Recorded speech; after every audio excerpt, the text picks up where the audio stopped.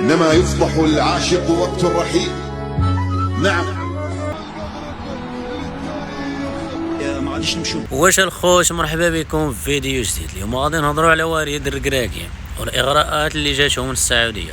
ما تنساوش الدراري ديريجيهم وتبارطاجيو وتشتركوا في القناه باش يوصلكم الجديد.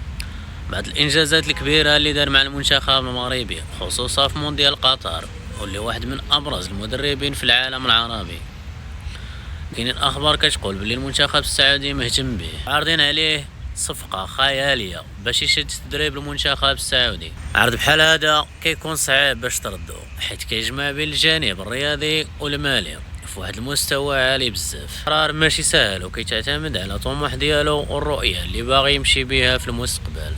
بيب غوارديولا يجي ويدينا كوب دافريك، ولا انشيلوتي ولا كلوب ولا شي واحد اخر، انا والله تا انا نجلس قدامه نقول له الله يحفظك غادي تجيب لنا كوب دافريك.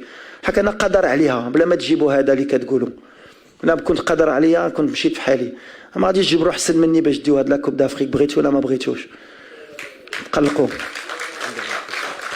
القرار دابا كيرجع لوليد الركراكي، واش غادي يبقى ولا غادي يشد طريق جديده مع السعوديه.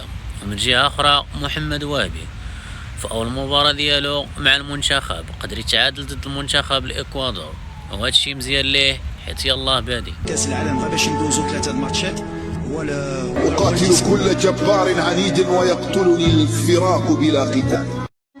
مع المنتخب اي مدرب ما يبغيش يخسر في اول مباراه.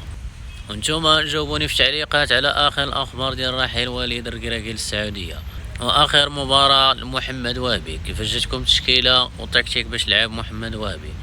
خوتي نشوفكم في فيديو جديد.